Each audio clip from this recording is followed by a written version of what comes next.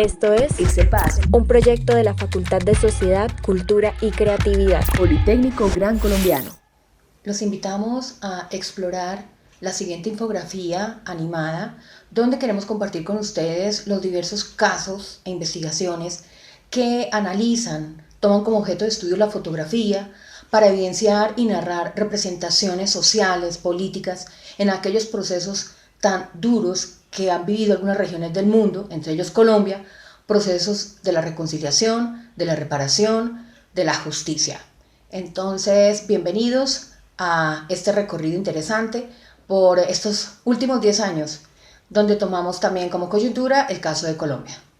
Para empezar a comprender qué es la fotografía de guerra y posconflicto, se debe entender la clasificación básica de la fotografía, la cual se divide en dos, la fotoilustración y el fotoperiodismo. Con base en una búsqueda bibliográfica a nivel internacional realizada en los 10 últimos años, se evidenciaron las siguientes tendencias en la fotografía periodística. La fotografía periodística necesita abundante documentación donde se priorice la guerra, el conflicto, el sufrimiento y la cultura visual del desastre. La débil documentación toma como objeto de partida el después de la guerra, la conciliación, la reparación y la recuperación del tejido social.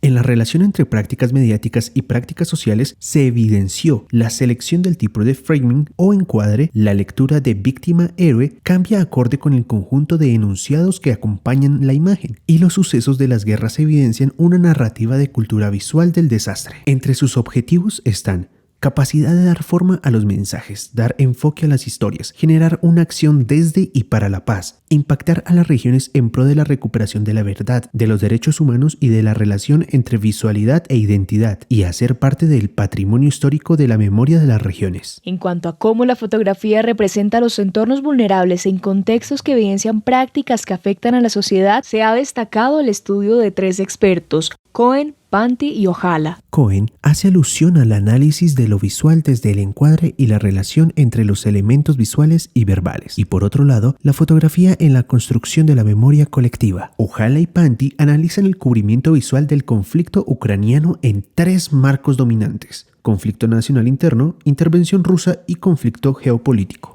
Y en la relación entre narrativas fotográficas y posconflicto después de la guerra, se destacan los estudios de Halilović, Hoeker y Adelman. Halilović, a partir de la investigación de la memoria y de los estudios de archivo, se puede trabajar en pro de la búsqueda de la verdad, la recuperación social y los procesos de reconciliación en las comunidades que salen de un conflicto.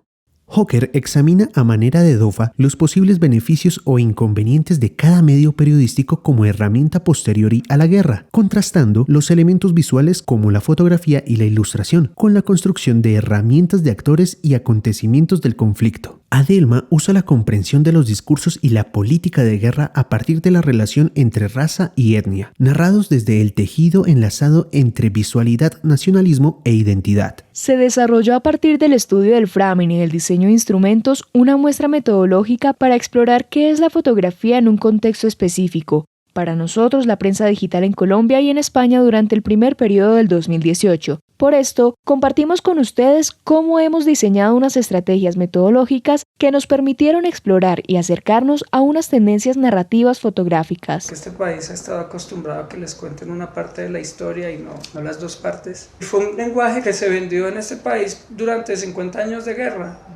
Y cuando nosotros entramos ya a proceder a hablar que esos guerrilleros muertos son colombianos muertos. Mostrándole a las personas qué nos ha pasado, qué nos está pasando y qué nos puede seguir pasando si no tenemos una claridad de dónde llevamos el país. Es que las historias que cubren el aterrizaje del acuerdo son historias que tienen un esfuerzo muy grande y a veces no son para nada o muy poco leídas. Y no es algo que dependa como de uno u otro periodista, sino que históricamente ha sido así. A nivel internacional, la gente quiere saber cómo se está desarrollando el proceso de paz, cómo se está presentando, qué actores hay y cómo se está implementando y cómo los antiguos guerrilleros están participando de ese proceso. Del comparativo del análisis de representaciones fotográficas en las 8 plataformas digitales, 4 de Colombia y 4 de España, indagamos que hay 200 códigos que hacen alusión a las FARC después del acuerdo, las víctimas del conflicto, tenemos allí narraciones donde la voz en primer orden son los indígenas, campesinos y niños y mujeres campesinas. Tenemos otro código que es por la recuperación de los derechos humanos y la conciliación. Y tenemos en contraste otros códigos que hacen alusión a el flagelo de la corrupción, a contrastes económicos y contrastes políticos y a sucesos propagadores de la guerra a partir de incidencias. Entonces tenemos allí como resultado dos grandes familias temáticas, semióticas, que abordan la justicia transicional y que abordan temas como obstáculos para la paz. Obviamente predomina también el encuadramiento de opinión pública, conflicto de opinión pública, bastante trabajado por Silvia Vacía, pacifista de Colombia, y por El País de España. Esto es Pixel Paz, evidenciando las representaciones sociales construidas en las narrativas fotográficas.